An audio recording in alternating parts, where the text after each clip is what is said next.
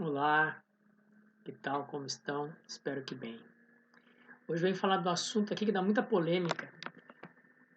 Sempre que eu vou apresentar a filosofia clínica em uma palestra, em uma fala, em uma aula aberta, em algum lugar, na internet, numa live, num podcast, tem essa pergunta, que é a confusão entre o subjetivismo terapêutico da filosofia clínica e o subjetivismo moral como uma teoria ética. Então, a pergunta que normalmente faz é a seguinte: tá, mas se a filosofia clínica acolhe a singularidade como ela é, sem julgamento de valor, então tudo pode? Então, a filosofia clínica aceita o psicopata, sociopata, como queiram chamar, aceita as perversidades éticas ou morais? Então, quer dizer que a filosofia clínica ela corrobora ou está a favor do subjetivismo moral? Bom, essa é uma pergunta que fazem bastante. E eu vou falar a partir do artigo que eu escrevi agora nessa edição da revista da Casa da Filosofia Clínica, que eu vou acessar aqui, na edição 6, a edição primavera de 2023, foi lançada agora, na revista da Casa da Filosofia Clínica, lançada a cada estação do ano. Então, nessa edição 6, entrando agora a primavera no Brasil, foi lançada essa edição. E nessa edição eu escrevo aqui um artigo exatamente sobre isso, que se intitula Singularidade Moral, na verdade, como uma pergunta. Né? Por quê? Porque tem essa confusão de que as pessoas acusam a filosofia clínica de aceitar o subjetivismo moral, o relativismo moral, cultural. Né? Então, cada um faz o que quer, cada um tem a sua subjetividade, cada um tem seus valores, né, que levam ao individualismo extremo. Então, eu vou ler aqui partes desse artigo que eu escrevi agora para a última edição, vou deixar ali nos comentários como vocês podem acessar as edições dessa revista Casa da Filosofia Clínica gratuitamente, baixar gratuitamente. É e será sempre gratuita essa revista. E ali escrevem vários filósofos clínicos de várias perspectivas da filosofia clínica, alguns inclusive que estão na própria formação, outros que são terapeutas, como eu, Miguel Ângelo Caruso, Paulo Alves Filho, Dionéia Galhardo, o próprio Eli Strasburger, né, o diretor da Casa Filosofia Clínica, e pessoas de outras linhas, entre aspas, terapêuticas, da própria filosofia clínica, uma outra perspectiva, e até alguns, como tem nessa edição, alunos ainda em formação. Então, ela é bem eclética, ela traz várias perspectivas da filosofia clínica enquanto uma metodologia terapêutica, e no final da revista tem um glossário que é construído aí, no mínimo a 4 ou 5 mãos, no conselho da revista do qual faço parte, e nesse conselho faz parte também outros filósofos clínicos, outras filósofas clínicas, outras pessoas que são formadas, estudiosas em filosofia clínica, e nós fazemos um verbete, né, no final, no glossário da revista, de todos os termos que são da filosofia clínica, que a pessoa que vai ler a revista e não conhece filosofia clínica, todos os termos da filosofia clínica estão em itálico nos textos. Se estão em itálico, é porque estão no glossário desta edição. Então, cada edição tem o glossário dos termos que apareceram nos textos. Tem 6, na verdade, tem 7 edições, porque a primeira foi a 00, a piloto. Então, juntando aí 7 glossários de cada edição, já tem aí quase um dicionário informal sobre filosofia clínica com verbetes curtos, para apenas uma pequena explicação, sem muito aprofundamento, mas para clarear o termo em filosofia clínica. Então, é uma revista que vale a pena ser acessada para quem quer conhecer a filosofia clínica, para quem estuda a filosofia clínica e para quem é terapeuta, porque também é escrito por terapeutas que estão em atividade. Então, é uma revista que vale a pena, é super atualizada, vale a pena ser baixada gratuitamente. Vou deixar ali o blog da Casa da Filosofia Clínica para vocês acessarem e baixarem a revista. E então eu vou falar hoje sobre isso, né, sobre a diferença que há entre o subjetivismo técnico ou metodológico da singularidade na filosofia clínica e o subjetivismo moral. Né? Então, eu vou lendo aqui o que eu escrevi e vou comentando. Então, nessa edição da primavera, edição 6 da revista da Casa da Filosofia Clínica, eu escrevo o artigo Singularidade Moral, e aí eu já começo dizendo isso que eu disse para vocês, que há uma confusão dentro, às vezes, da própria filosofia clínica, mas muito mais as pessoas de fora, né? Que é quando alguém pergunta para um filósofo clínico, e sempre perguntam, né? Quando eu falei para vocês aqui agora, quando eu fazia uma apresentação da filosofia clínica em qualquer meio de comunicação, se a filosofia clínica aceita a singularidade, como ela é, o que faz quando atende um psicopata, um pervertido ou alguém desse tipo? Aceitamos sua moralidade perversa porque é singular? Essa é a grande questão, que na verdade é um pega-ratão, né? É uma pegadinha essa pergunta. Mas eu entendo que é uma pegadinha porque a pessoa não compreende exatamente qual é a diferença. Então, minha proposta aqui é esclarecer essa diferença. A resposta que muitos filósofos clínicos dão é mais uma confusão do que uma explicação. Por isso que eu acho que é importante dividir a resposta. Então, singularidade em filosofia clínica é uma questão terapêutica. E a pergunta que fazem acima é uma questão moral.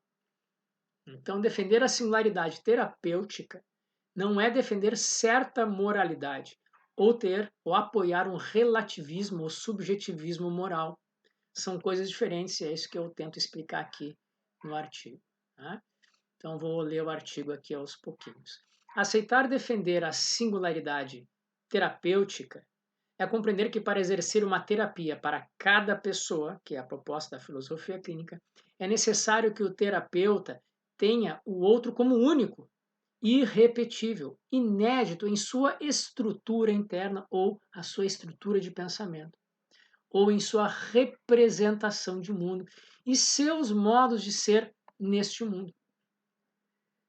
Cada uma destas coisas, todas juntas, em noção de conjunto, de significados e sentidos que se expressa a partir do outro, são únicos e inéditos. Esse conjunto que aparece para nós terapeuticamente é inédito, é único, é irrepetível. E é só a partir desta perspectiva que se pode realizar uma terapêutica em filosofia clínica, tentando compreender e tentando acessar aquilo que é singular em cada um, porque é uma terapia para cada pessoa. Toda inteligibilidade do que se passa com aquela pessoa está nela mesma e não fora dela. Não há nada de fora, nenhuma teoria, nenhum diagnóstico, nenhum perfil de fora de outra teoria, de outra outra proposta terapêutica que seja necessário trazer a terapêutica da filosofia clínica, né, para compreender essa pessoa melhor. Tudo está no que aparece na narrativa dessa própria pessoa, que a gente chama de partilhante. Essa unicidade e irrepetibilidade de cada pessoa é o que chamamos de singularidade. É isso aí. Não é uma questão ontológica nem nada, né? É uma questão técnica, terapêutica. E ao compreender em uma noção de conjunto toda essa estrutura interna, estrutura de pensamento e seus movimentos, não se deve realizar nenhum julgamento normativo ou moral sobre ela.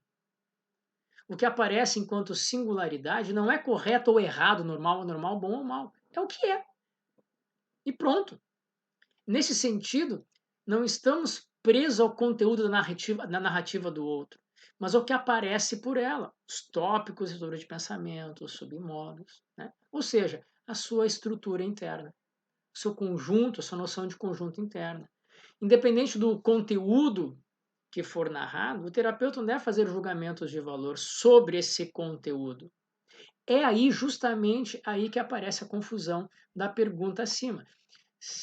Porque para a gente julgar uma questão moral, temos que dar conta do conteúdo que aparece pela pessoa, e nós somos estruturalistas enquanto terapeutas.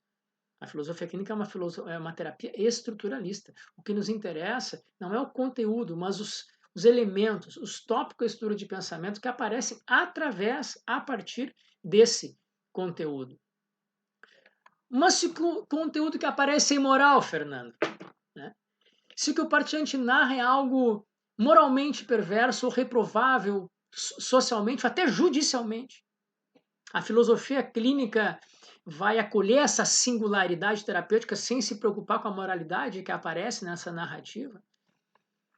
Então, acolher a singularidade terapêutica não é acolher moralmente o outro, mas também não é não acolher.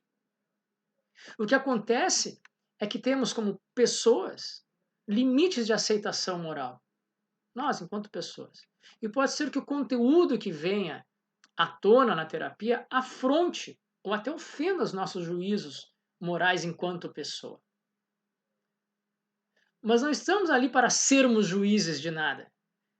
Mas pode acontecer que aquilo que aparece, né, na terapia, através da narrativa do outro, nos impeça de manter o nosso eixo terapêutico, o nosso papel terapêutico, que nos afronte como pessoas de uma forma tal que perdemos o eixo terapêutico. Então, já aconteceu, né, eu já se fez essa pergunta, pessoas são engajadas, por exemplo, através de uma questão feminista, né? Uma pessoa muito feminista. Bom, vocês sabem que eu aqui tenho os meus prejuízos, eu expresso aqui as minhas contrariedades a respeito de moralidades contra a psiquiatria. Eu me coloco aqui como pessoa fora do eixo terapêutico também, né? Então, tem pessoas que se colocam, nós temos nosso julgamento moral enquanto pessoas. Então, imagina uma feminista, uma pessoa altamente engajada na causa feminista e vai receber, de repente, a mulher que apanha, né? A mulher chega lá, não, eu tenho aqui porque eu apanho meu marido, sou maltratada. Isso vai subir o sangue, vai ferver o sangue dessa terapeuta, ou desse, né? Porque tem muitos homens feministas também que são a favor dessa causa feminista, né? Contra a agressão da mulher e tudo mais. Então esse terapeuta ou essa terapeuta vai subir o sangue, vai depender dela, da sua capacidade de manter um eixo terapêutico, apesar dessa afronta ou ofensa do conteúdo, para conseguir fazer uma terapia. Tem uma amiga minha que diz, não, olha, se eu receber a mulher, eu consigo respirar fundo e manter meu eixo terapêutico e fazer terapia para ajudar essa mulher. Agora, se eu receber o homem, eu quebro a cadeira na cabeça dele. E esse é o limite dela. E é importante ela perceber isso. Então, a moralidade que vai aparecer no conteúdo, ela vai depender do eixo terapêutico, da capacidade que o terapeuta ou a terapeuta tem de manter um eixo terapêutico em relação ao que aparece. E se ela conseguir, não importa no início o que aparece enquanto conteúdo, mas o que esse conteúdo traz a respeito dos tópicos submodos, né, da estrutura interna dessa pessoa. Então,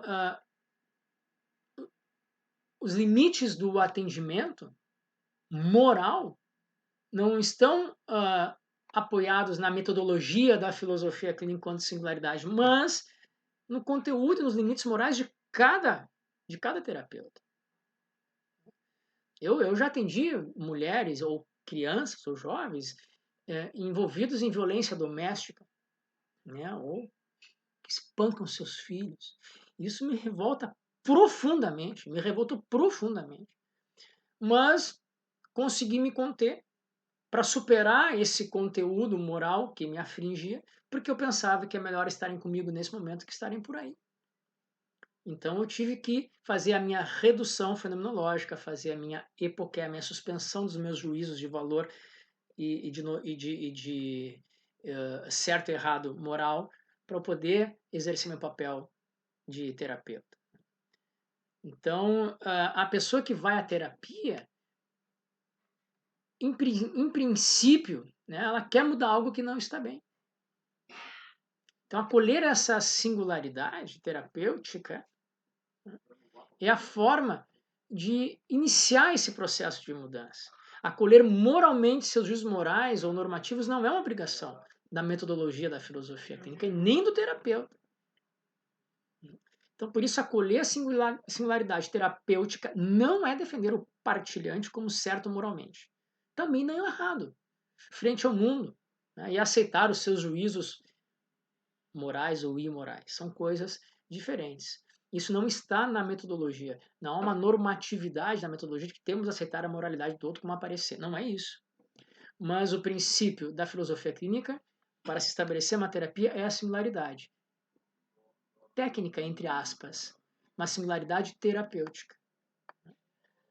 Então, mas você recebeu um psicopata, Fernando, um serial killer aí na terapia. É que aí são perguntas fora da fronteira do real. Por quê? Porque é um psicopata, um sociopata, um serial killer, um cara aí desse tipo. Eu não conheço, por favor, me digam aí, psiquiatras, psicanalistas, psicólogos e filósofos de outras terapias, se já receberam uma pessoa dessas em terapia por vontade própria. Cheguei aqui, doutora, porque eu estou cansado de matar gente, esquartejar e eu quero mudar. Você não entrou alguma vez por vontade própria querendo, né, mudar o seu comportamento. Eu acho que isso nunca aconteceu na história. É um desafio, até, põe aqui um desafio de qualquer terapeuta me dizer quando que teve no seu consultório uma pessoa desse tipo que foi por vontade própria.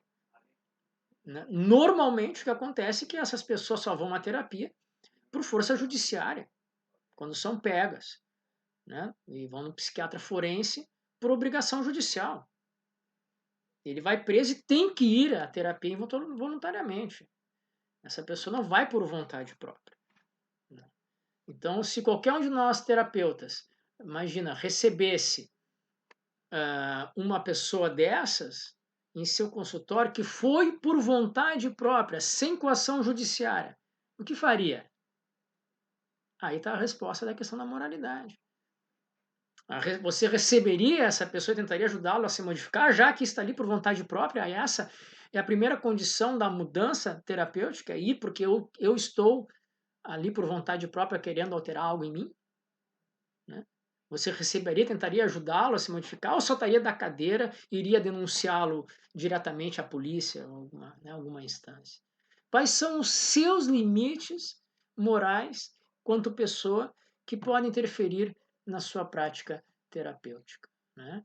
Então, a questão da singularidade moral ela é mal colocada, né? Quando pergunto se a filosofia clínica, enquanto metodologia, aceita o subjetivismo, o individualismo ou o relativismo moral.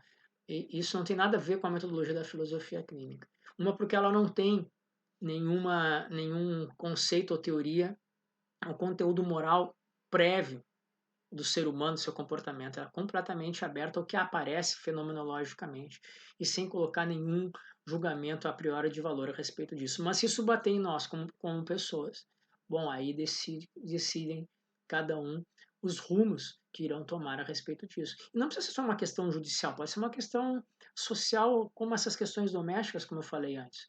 Isso pode ser, ou até uma questão da morte, por exemplo, né? As pessoas são muito sensíveis à questão da morte e da perda, enquanto pessoas, e às vezes não conseguem exercer terapeuticamente o seu eixo terapêutico, porque isso afeta de forma muito forte a sua estrutura de pensamento. E não tem problema, é importante que a pessoa perceba seus limites. Bom, olha, nesse assunto eu vou lhe passar para uma outra pessoa. Né? Então a questão moral não tem a ver com a singularidade em filosofia clínica, há uma confusão. Penso que é por simples ignorância, no bom sentido, ignorância no sentido de não saber mesmo, né, sobre como funciona a filosofia clínica, até porque somos ainda uma terapia muito jovem, temos aí 30 anos, vamos fazer 30 anos mais ou menos no ano que vem, mais ou menos 30 anos de história. Então eu entendo que dúvidas surjam a respeito disso, então estou aqui para tentar esclarecer um pouco mais. Então, singularidade em filosofia clínica não tem a ver com aceitação do subjetivismo moral, relativismo moral, individualismo ético. Sim, ela tem a ver com uma questão técnica terapêutica de compreender o outro a partir de si mesmo e aceitar a maneira, tudo que aparece a partir dele a partir de si mesmo, sem nenhum julgamento moral, normativo, de qualquer forma, né, fazendo a nossa redução, a nossa epoquia, a nossa suspensão dos juízos do terapeuta para receber e compreender o outro a partir de si mesmo. Se isso em algum momento ofende ou afronta a sua estrutura interna enquanto pessoa, você tem o direito de não exercer essa terapia, esse processo terapêutico e passar essa pessoa para outra pessoa, se for o caso, denunciá-la judicialmente. Não é a terapia que vai definir isso, é a própria pessoa e sua constituição moral. Muito bem, esse é o recado de hoje. Deixo ali nos comentários o blog da Casa da Filosofia Clínica para vocês poderem baixar ali as revistas, edições gratuitamente, tem vários textos interessantes, tem um glossário bem interessante também, ele está bem resumido, mas dá conta do recado de tentar elucidar um pouco mais os termos técnicos da terapia da filosofia clínica.